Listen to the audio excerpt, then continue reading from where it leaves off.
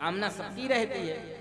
तो हमने सब शास्त्र वेद पुराण उपनिषद पढ़े हैं पर मजा नहीं आया। हम चाहते हैं मम करण रसायनम, अब हमारे कान जो तरस रहे हैं उस रस स्वरूप के लिए तरस रहे हैं। आप तो समस्त वेद पुराण उपनिषदों का सार बतलाइए।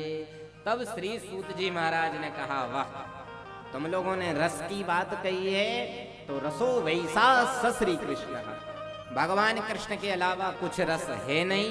हम समझ रहे आप भागवत सुनना चाहते हैं, हम आपको भागवत सुनाएंगे। बोले महाराज भागवत? बोले क्या है ये भागवत? नाम तो हमने भी सुना है। बोले ये भागवत बहुत श्रेष्ठ ग्रंथ है, इसकी महिमा इतनी बड़ी है कि इसके तो अनेक वक्ता श्रोता हुए हैं, लेकिन सर्वश्रेष्ठ वक्ता जो हुए हैं श्री सुखदेव भगवान और सर्वश्रेष्ठ श्रोता हुए हैं श्री परीक्षित जी महाराज। बोले क्यों? बोले सुनाता हूं सुनो। ये कोई साधारण ग्रंथ नहीं है, बोले इसकी महिमा बहुत बड़ी है। भगवान ने, कृष्ण ने कुरुक्षेत्र की भूमि पर अर्जुन को गीता का उपदेश दिया और उपदेश देने की कथा सुनाने के बाद गीता की कहा कि अर्जुन बताओ तुम अब कैसे महसूस कर रहे हो? अर्जुन ने कहा नष्टो मोहा स्मृति लब्ध्वा, मेरा मोह नष्ट हो गया प्रभु, मैं स्मृति आ गई मेरे को, मैं तो भगवान का केवल हूँ। भगवान ने कहा वाह मेरा सुनाना कथा सार्थक हो गया, चल अब युद्ध कर। युद्ध में उतर गए जी, मार काट मच गई।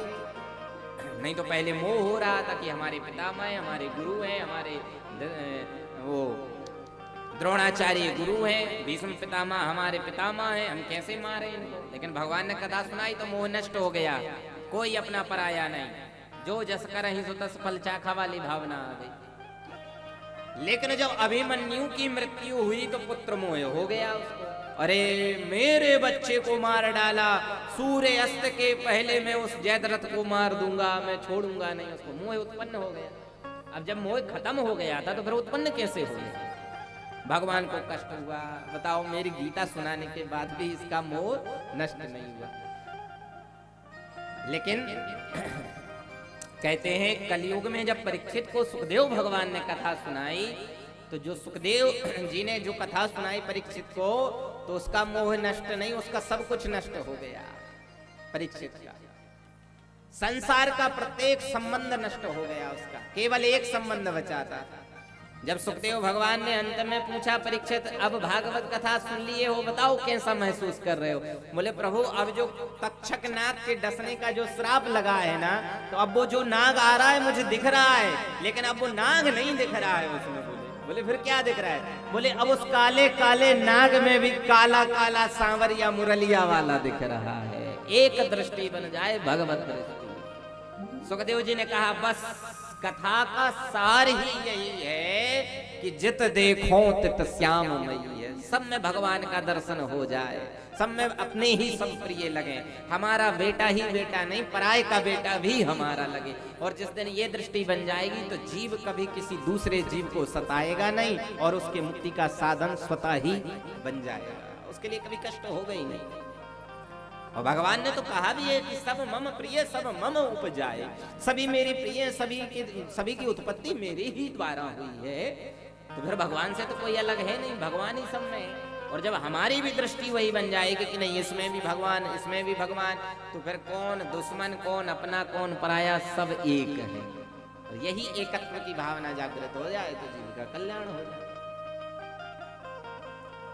इसलिए सर्वश्रेष्ठ श्रोता वक्ता कहे गए। जिस समय श्री परीक्षित जी महाराज को कथा सुनाने बैठे श्री सुखदेव भगवान, उसी समय देवता जो इंद्र है देवताओं का राजा, वो अमृत कलश लेकर के आया परीक्षित के पास। देखो समझना भागवत कितनी कठिन है, ऐसे नहीं मिलती साधारण भागवत। जब परीक्षित जी भागवत सुनने बैठे तो इंद्र आ गया कलश लेके अमृत का। ओह परीक्षित जी आप बहुत बड़े धर्मात्मा हो, आपके पिताजी लोगों ने बड़ा संघर्ष किया है, धर्म की रक्षा की है, हम लोगों की इच्छा है कि आप ये जो अमृत कलश है ना, ये अमृत पी लो, नहीं तो श्राप लगा है तक्षक के डसने का, तो मृत्यु हो जाएगी आपकी, कोई नहीं बचा पाएगा, ये कथा भी नहीं बचा पाएगी आपको। इसलिए चुपचाप ज्यादा मोह में मत पड़ो, ये अमृत कलश है, ये अमृत पी लो, अमर हो जाओ, चिंता नहीं करो, कोई तक्षक काट लेगा, तुम्हारा कुछ नहीं बिगड़ेगा। लेकिन परीक्षित ने अपने गुरुदेव की ओर देखा, सुखदेव भगवान की ओर देखा। सुखदेव भगवान की ओर देख करके परीक्षित ने मानो हृदय में ही बात कर ली कि गुरुजी की इच्छा नहीं है, गुरुजी ने मेरे ऊपर ही छोड़ दिया है। मानो सुखदेव जी ने कहा कि हम कुछ नहीं जानते, जो तुम्हारी इच्छा हो, ऐसे इशारा कर दिया, तुम जाना। गुरु की और देख करके परीक्षित ने सोचा, यदि ये अमृत हमारे योग्य होता तो गुरुदेव तुरंत कह देते कि पी जाओ इसको, लेकिन गुरुजी ने इसको नकार दिया है। गुरुजी कह रहे हैं हमारे ऊपर छोड़ दिया है, इसका मतलब ये अमृत हमारे काम का नहीं है। फिर विचार किया परीक्षित ने, यार जिस अमृत के लिए भगवान को 3 अवतार लेने पड़े, कच्छप अवतार, मत्स्य अवतार, कच्छप अवतार, धनवंतरी अवतार और फिर मोहिनी अवतार, यहाँ तक कि इस अमृत के लिए भगवान को स्त्री भी बनना पड़ा। इस अमृत के चक्कर में इतना बहुमूल्य कीमती ये अमृत है।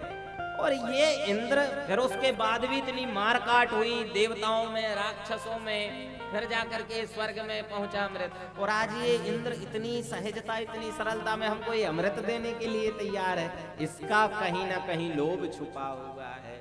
समझ गए कि अभी मैंने भागवत सुनी नहीं है, अभी सुनाना प्रारंभ ही नहीं किया है, केवल आए हैं गुरुदेव भगवान, सुखदेव भगवान, और हमने भागवत सुनी नहीं, केवल संकल्प लिया है भागवत सुनने का। उसका फल ये हो गया कि अमृत प्रकट हो करके आ गया है। और जब मैं भागवत कथा सुन लूंगा उसका फल क्या होगा? ए देवताओं हट जाओ, हट जाओ, इंद्र ले जाओ तुम अपना अमृत, हमारे किसी काम का नहीं। सुखदेव जी गदगद हो गए परीक्षित में, वाह ऐसा चेला होना चाहिए।